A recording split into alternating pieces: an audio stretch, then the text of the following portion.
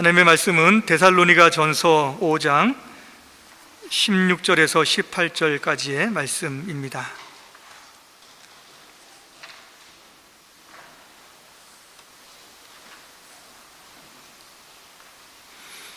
신약성경 333페이지 여간에 있습니다. 제가 하나님의 말씀을 봉독하도록 하겠습니다. 항상 기뻐하라, 쉬지 말고 기도하라, 범사에 감사하라. 이것이 그리스도 예수 안에서 너희를 향하신 하나님의 뜻이니라. 아멘. 우리를 향한 하나님의 뜻이라고 하는 제목으로 하나님의 말씀을 증거하도록 하겠습니다. 여러분, 한 주간 평안하셨습니까?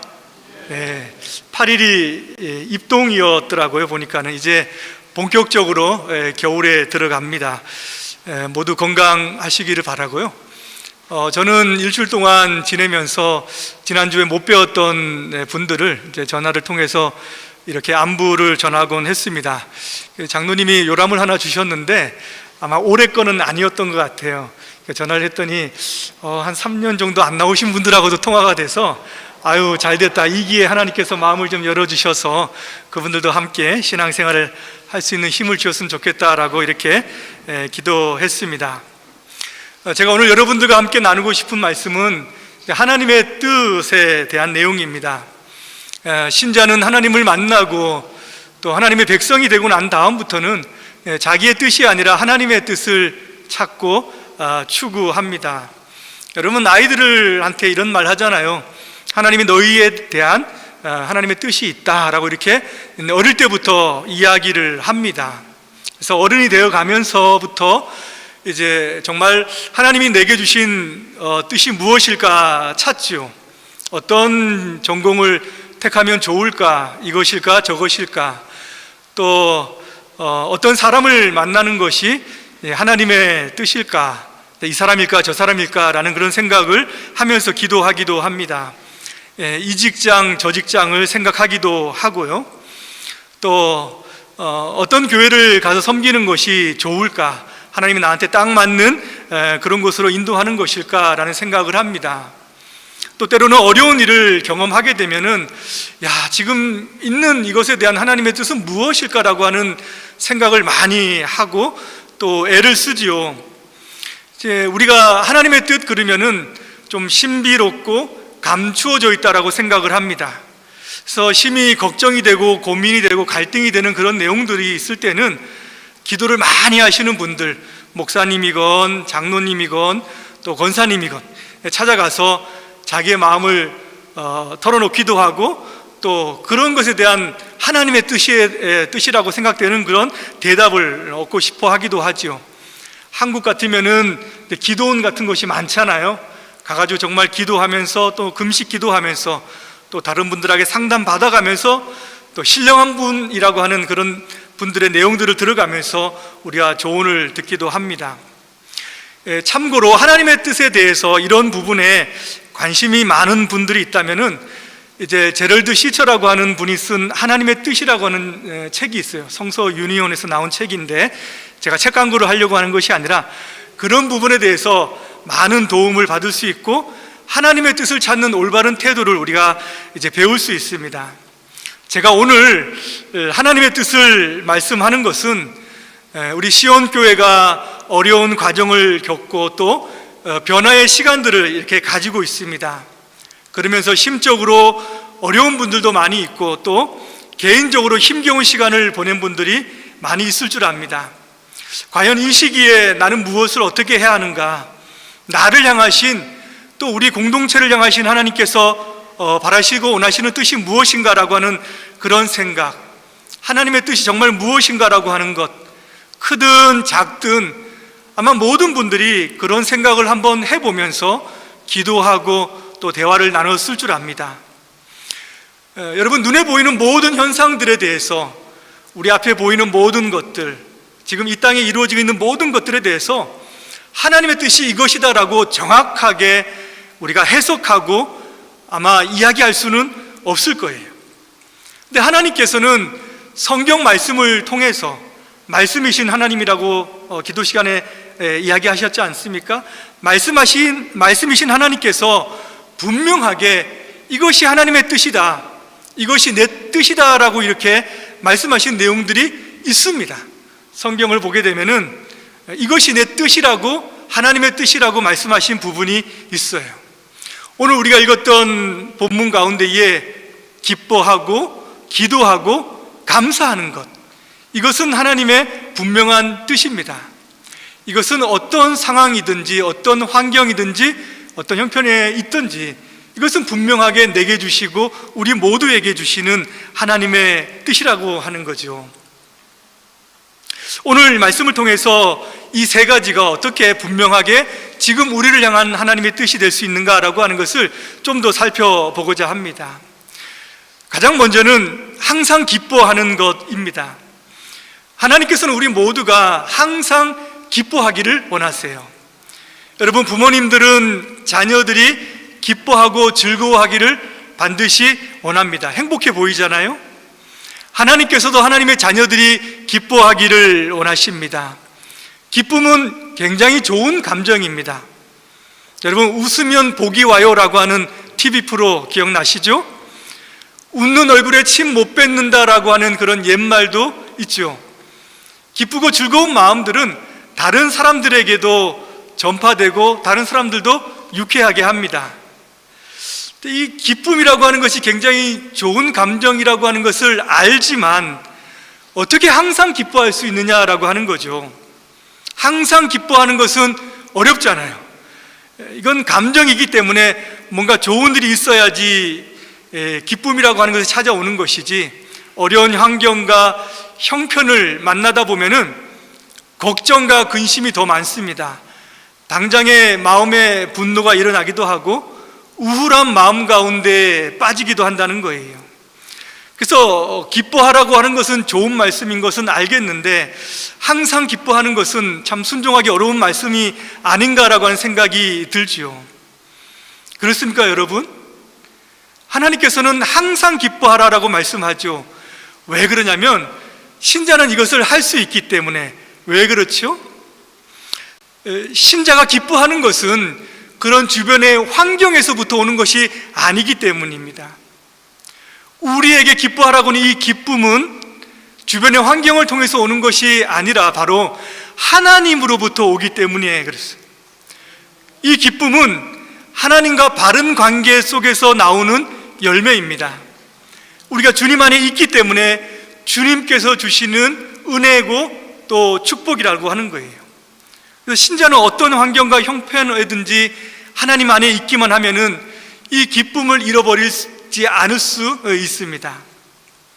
여러분, 성경을 보게 되면은 생각보다 기쁨에 대한 그런 고백과 찬양이 많이 나와요. 근데 그 부분들을 보면은 사람이 기뻐하고 일반적으로 생각할 수 없는 전혀 다른 그런 환경 가운데에서 하나님께서 기뻐하라, 또 기뻐할 수 있다라고 이렇게 말씀하는 것을 보게 됩니다. 여러분, 대표적으로 하박국 선지자는 이렇게 고백을 합니다. 비록 무화과 나무가 무성하지 못하며 포도나무에 열매가 없으며 감람나무에 소출이 없으며 밭에 먹을 것이 없으며 우리의 양이 없으며 외양간에 소가 없을지라도 나는 여호와로 말미암아 즐거워하며 나의 구원의 하나님으로 말미암아 기뻐하리로다, 이렇게 고백을 하고 있습니다. 무엇입니까? 아무것도 없잖아요. 이것도 없고 저것도 없는데도 불구하고 기뻐한다, 즐거워한다라고 이렇게 고백을 하고 있습니다. 왜 그렇게 할 수 있죠? 눈에 보이는 것이 전부가 아니기 때문입니다. 내 눈에 보이는 것이 다가 아니라는 거죠. 하나님께서는 더 높고 더 선한 계획을 가지고 있기 때문에 그것을 믿고 그 약속을 확신하기 때문에 감사하고 이렇게 기쁨으로 찬양할 수 있는 것입니다. 이것은 개인적인 형편과 상황에서도 마찬가지예요. 신약에 오면은 사도 바울은 로마 감옥에서 빌립보서를 기록을 했습니다. 거기 보면은 16번이나 그 편지에는 기뻐하라, 기쁨에 대한 그런 내용이 나오고 있어요. 자기 자신은 로마 감옥에 있지만 그래도 나는 기뻐하고 기뻐하니 너희들도 기뻐하라라고 이렇게 권면하고 있어요. 생각해 보세요. 감옥은 깜깜하잖아요. 아무것도 없습니다. 즐겁고 재미난 일도 없습니다. 불편하고 자유가 없어요. 사람도 만날 수가 없습니다. 생각만 해도 좀 침울한데 어떻게 사도 바울은 그렇게 기뻐할 수 있는가? 사도 바울도 마찬가지로 자신이 기뻐할 수 있는 그 기쁨의 원천이 주님 안에 있기 때문에, 주님께서 주시는 것이기 때문에 감옥이라고 하는 환경을 벗어날 수 없지만 그 환경에도 불구하고 그 환경 속에서도 그 하나님이 주시는 기쁨은 빼앗아갈 수 없는 것이다 라고 이렇게 말씀하고 있는 거죠. 그 기쁨의 원천이 누구라고 얘기합니까?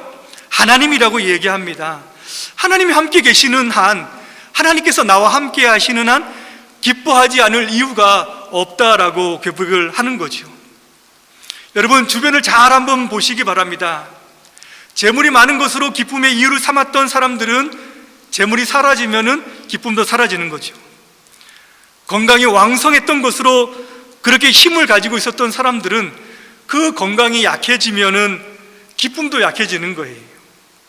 권세와 능력이 기쁨을 주는 것이었다면은 그것은 불완전한 기쁨을 붙잡고 살아가고 있는 것입니다. 그런데 신자는 무엇입니까? 신자는 하나님을 기쁨의 이유와 원천으로 삼잖아요.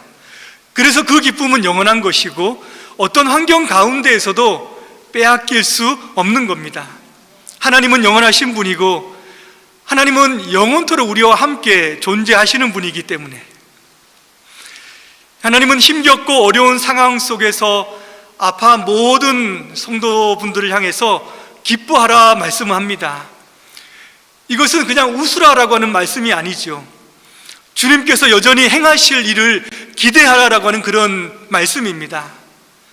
주님께서 여전히 사랑하시고 주의 몸된 교회를 함께 하시며 주의 자녀들을 지켜주시고 보호하시고 인도하신다라고 하는 그 약속을 믿고 신뢰하라라고 하는 그런 의미가 담겨져 있는 것이죠. 그러니 주님과 더욱더 친밀한 관계 속에서 누구도 어떤 환경도 빼앗길 수 없는 그 기쁨을 누려가라라고 이렇게 말씀을 하고 있는 것이죠. 두 번째는 쉬지 말고 기도하라라고 이렇게 말씀을 합니다. 쉬지 말고 기도하라. 여러분, 기도는 영혼의 호흡입니다. 영혼의 호흡. 우리 육신은 어떻게 살아갑니까? 공기를 들여 마심으로 말미암아 육신이 살아가죠. 영혼은 기도로 말미암아 하나님과 소통함으로 살아가는 겁니다. 우리가 숨을 멈춰서 공기를 더 이상 들여 마시지 못하면은 그 육신은 죽는 겁니다. 우리가 기도하지 않고 기도를 멈춘다면 그 순간 하나님과의 그 관계가 멈춰지기 때문에 우리 영혼의 감각은 무뎌질 수밖에 없는 거예요. 그래서 기도하라라고 하는 말씀은 영적으로 살라라고 하는 말씀입니다. 하나님과 교통하면서 그 은혜를 지금 누리라라고 하는 그런 말씀이에요. 어려운 일을 만날수록 신자는 더욱더 기도하기를 쉬지 않아야 합니다. 왜냐하면 기도 속에 그 어려운 일을 헤쳐나갈 수 있는, 그 상황을 극복해 나갈 수 있는 힘과 능력이 거기에 있기 때문에 그렇습니다. 신자에게 사방이 막혀도 하늘이 열려 있다면 그것은 여전히 살 길이 있는 것이고 여전히 능력 되신 주님의 은혜를 입을 수 있는 길이 있기 때문에 그 길을, 그 능력을 얻을 수 있는 그 기도를 쉬지 말라라고 하는 그런 말씀이죠. 여러분, 5만 번 기도 응답을 받았던 조지 물러라고 하는 그런 목사님 이야기를 들어보셨죠? 영국의 고아의 아버지라고 이렇게 불리는 분입니다. 이분이 유명한 것은 오직 기도로 그 고아원을 운영했다는 데 있어요. 그런 일화가 있습니다. 한 번은 지금처럼 추운 이제 겨울이 되었습니다. 근데 보일러가 고장이 난 거예요. 근데 일주일 정도 시간이 걸린다는 거예요. 이 보일러를 고치려면은. 근데 일하는 분이 와서 이야기합니다. 이런 추위라고 한다면은 우리 아이들의 건강 상태가 굉장히 위험해집니다. 이렇게 목사님께 말씀드렸더니 목사님 그 얘기를 듣고 성경책을 가지고 교회를 갔습니다. 기도하는 거지요. 여러분 같으면 뭐라고 기도를 하실 것 같습니까? 뭐라고 하나님께 기도할 것 같아요? 보일러를 당장 고쳐달라고? 아니면 일주일이 아니라 사람을 급히 보내셔서 이것을 고쳐달라고? 이렇게 보통은 그렇게 생각을 하죠, 맞죠? 근데 이분은 그렇게 기도한 것이 아니라 날씨를 주관하시는 하나님, 일주일 동안만큼은 이 추위를 멈춰 주십시오라고 기도를 했다는 거예요. 그러고 나서는 무슨 일이 있었습니까? 원래는 북풍이 불어야 되는데 동풍이 불어가지고 일주일 동안은 봄 날씨처럼 따뜻했다고 해요. 그리고 나서 보일러를 고치고 고칠 수 있었다라고 이렇게 이야기를 합니다. 조지 뮬러의 하나님은 조지 뮬러의 하나님입니까? 우리의 하나님은 아니십니까? 아니죠. 그 하나님은 동일하게 우리의 하나님이고 바로 여러분의 하나님이고 우리 공동체가 믿고 있는 하나님이고 우리가 주인 삼고 나아가는 그 하나님입니다. 기도는 신자가 하나님의 은혜를 누리는 통로입니다. 하나님이 은혜를 받아라 라고 하는 수단으로 주신 그 수단이 바로 기도라고 하는 거예요. 그래서 기도를 쉬지 않는 것은 하나님의 은혜를 항상 누리고 계속해서 누리고 있다라고 하는 그 복을 누려가는 그런 은혜가 그 안에 있는 것입니다. 어떤 사람들은 가난할 때 기도해요. 열심히 기도하다가 부자가 되면은 기도를 멈춰버립니다. 어떤 분들은 학창시절에 열심히 공부를 위해서 기도하는데 이제 좋은 대학에 들어가면은 기도를 멈춰버립니다. 어떤 분들은 사랑에 빠져서 저 여인만 하나님 주신다면 내가 어떻게 해서 하겠습니다. 결혼을 위해서 기도하다가 이제 여인을 얻으면은 기도를 쉬어버려요. 어려움이 있을 때 하나님이 이 어려움을 극복해달라고 열심히 기도합니다. 내가 주를 위해 살겠다고 다짐을 하는데 그 어려움이 지나고 나면은 기도를 쉬어버립니다. 여러분, 기도는 쉬지 말아야 합니다. 하나님의 은혜가 우리 가운데 있기 위해서는 쉬지 않고 기도해야 됩니다. 근데 어떻게 쉬지 않고 기도하라고 할 수 있을까요? 여기 이 말씀은 365일 24시간 계속해서 기도하라라고 하는 그런 말씀은 아니죠, 맞죠? 일도 안 하고 공부도 안 하고 어떻게 이렇게 할 수 있겠습니까? 이 말씀은 기도가 우리의 삶의 체질이 되라라고 하는 그런 말씀입니다. 기도는 우리 마음속에서 계속해서 하나님과 교통할 수 있는 정말 너무 좋은 수단입니다. 지금도 여러분들은 하나님 앞에서 기도할 수 있습니다. 하나님 도와주세요. 하나님 불쌍히 여겨주십시오. 하나님 힘을 주십시오. 하나님 은혜를 주십시오라고 계속해서 기도할 수 있는 거예요. 언제든지 공부하다가 일하다가 길을 걷어가면서 우리는 계속해서 하나님 앞에 그 은혜를 구하면서 살아갈 수가 있는 겁니다. 여러분들은 어떤 기도를 가장 많이 하세요? 제 집사람한테 물어봤더니 주시옵소서. 웃자고 하는 말씀입니다. 제가 가장 많이 하는 기도는 하나님 긍휼히 여겨주십시오라고 하는 기도를 가장 많이 합니다. 하나님 불쌍히 여겨주십시오라고 하는 기도를 가장 많이 해요. 아침에 일어나도 그 기도를 하고 설교 준비를 하면서도 그 기도를 하고 설교하기 위해서 나오기 전에도 저는 그 기도를 하고 나옵니다. 밥 먹기 위해서 앉아도 우리의 모든 형편과 처지를 아시는 하나님 앞에 계속해서 그 기도를 하는 거예요. 여러분, 신약을 보게 되면은 예수님이 지나갈 때에 많은 사람들이 그 기도를 주님 앞에 합니다. 불쌍히 여겨달라고. 그때 주님의 은혜를 입은 것을 보는 거죠. 기도를 쉬지 않는 사람은 매 순간 기도하지만 하루에 시간을 정해놓고 하나님 앞에 기도합니다. 기도를 쉬지 않는 사람은 함께 모여서 또한 공동체 가운데 기도합니다. 우리 교회가 매일 아침 7시에 지금 기도를 하지 않습니까? 얼마나 저는 좋은지 모릅니다. 기도하는 분들이 교회 아는 가운데에서 물론 개인적으로 기도하지만 그래도 모여서 하나님 앞에 기도하는 것이 너무 좋아요. 기도는 은혜를 받는 도구지 않습니까? 나에게 은혜를 주는 통로이지 않습니까? 개인이 기도하면 개인이 은혜를 받고요, 교회가 기도하면은 교회가 은혜를 받습니다. 교회가 기도하면 하나님께서 교회 안에 있는 성도들을 지켜주시고 붙잡아 주시는 것이지요.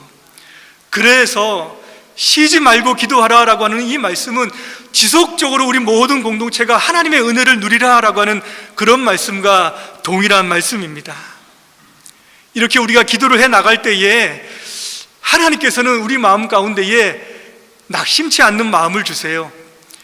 왜냐하면 기도할 때에 우리는 환경을 바꿀 수 없습니다. 환경은 주님께서 바꿔주시는 거예요. 근데 기도하면 주님께서는 무엇을 지켜주십니까? 우리의 마음을 지켜주세요. 우리의 심령을 지켜주십니다. 우리의 영혼이 견고하게 설 수 있도록, 그 어려움도 헤쳐나갈 수 있도록 주님께서는 지켜주시는 거예요. 그 능력과 힘을 얻으면은 하나님께서는 그 환경을 이겨나갈 수 있도록 그 길도 열어주시는 것입니다. 우리 교회가 같이 함께 기도하고 계속해서 기도해 나간다면은 하나님 우리 교회의 중심을 지켜주실 것입니다. 하나님 우리의 모두의 소원들을 다시 한번 견고하게 세우시며 어려움들을 다시 한번 힘있게 하시며 하나님의 일들을 감당할 수 있도록 인도해 주실 줄을 믿습니다. 세 번째는 범사에 감사하라라고 이렇게 말씀하죠. 감사하라. 여러분, 신앙의 여부와 상관없이, 시대의 여부와 상관없이, 배웠든 못 배웠든 상관없이 모두가 인정하는 것이 무엇이냐? 감사는 너무 중요하다는 것이고 감사하는 것은 너무 좋다라고 하는 그런 사실입니다. 여러분, 한때 감사일기가 유행했던 적이 있습니다.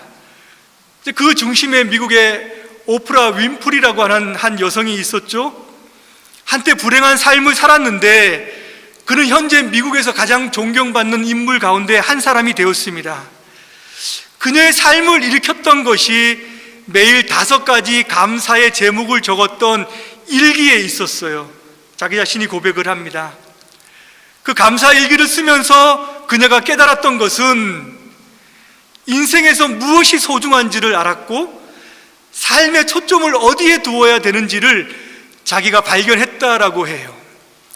그래서 그것이 한때 이제 평생 감사라든지 많은 감사의 그 책들이 나오면서 감사 일기가 유행했던 적이 있습니다.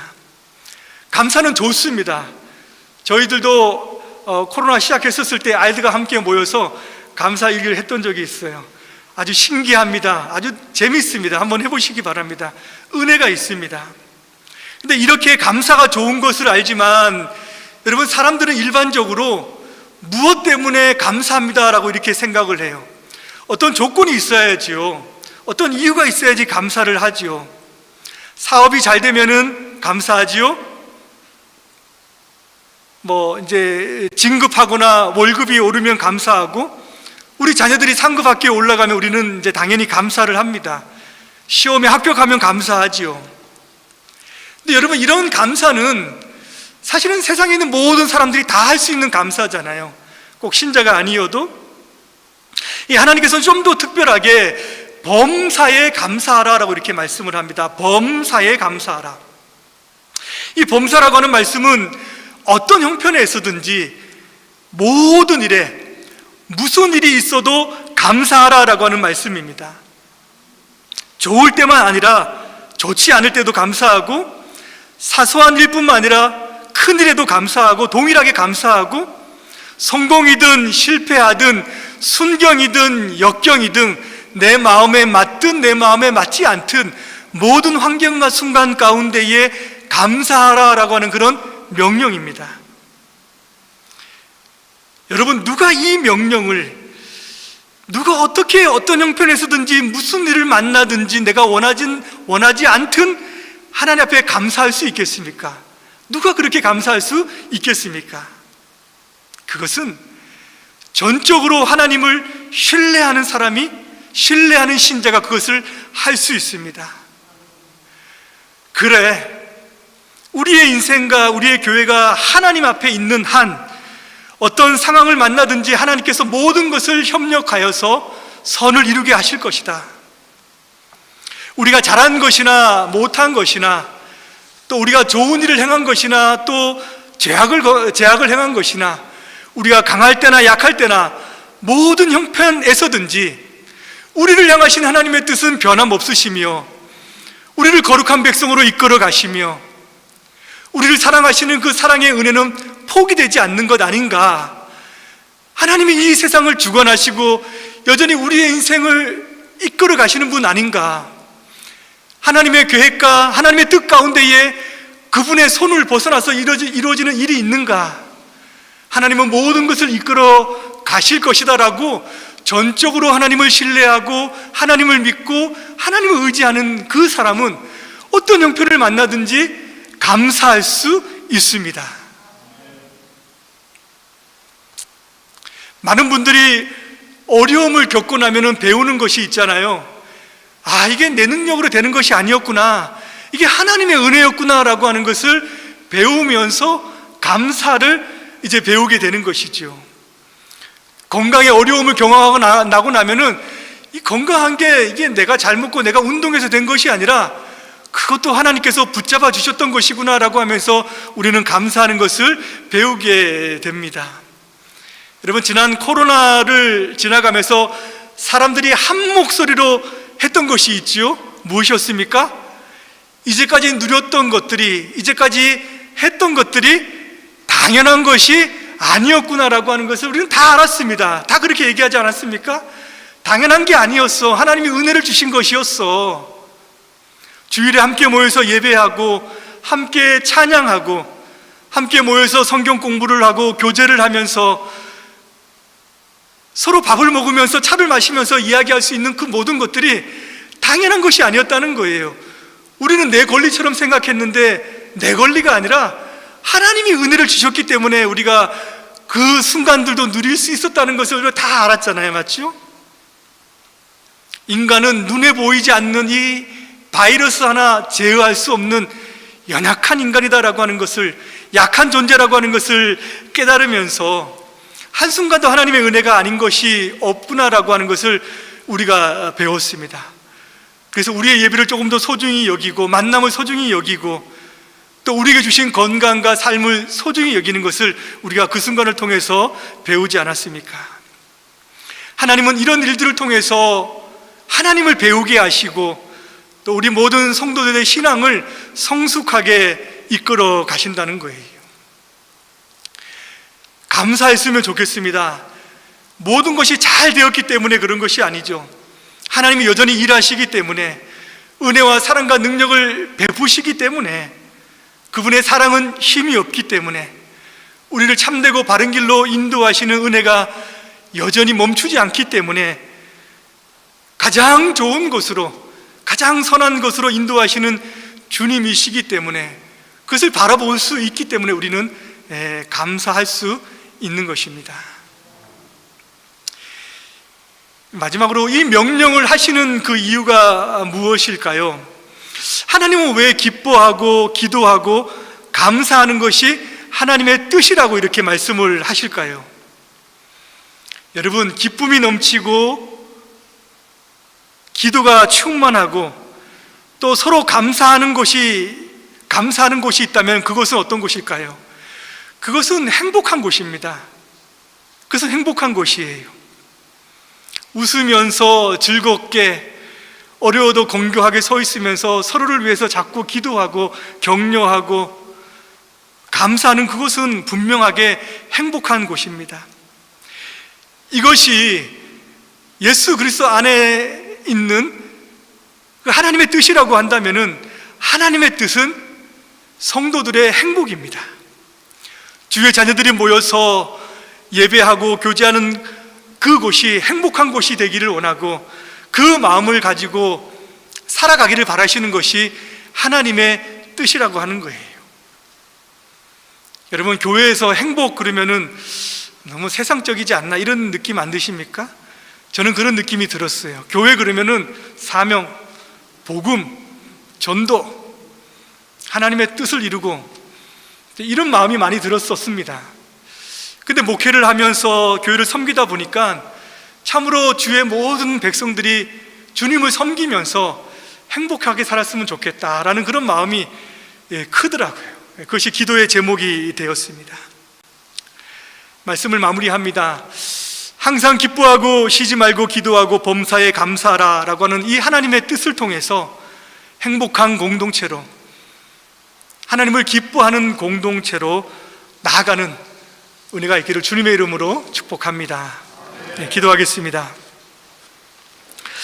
하나님 아버지, 행복한 공동체로 기뻐하고 기도하고 감사하는 자들로서 저희들을 주님께서 이 땅 가운데에 창조하시고 또 살게 하셨지만, 참 죄악으로 말미암아 우리 그 모든 것을 잃어버리고 우리 마음 가운데 슬픔과 또 감사하지 못하고 또 하나님의 뜻을 찾고 기도하지 못하는 삶을 살았음을 주님 용서해 주시옵시고, 어렵고 힘든 시간들을 지나가며 또 변화의 시간을 경험하고 있는 하나님의 시온교회를 향하여서 다시 한번 기뻐하고 기도하고 감사의 복이 충만할 수 있도록 우리 모두를 인도하시고 이끌어 주시옵소서.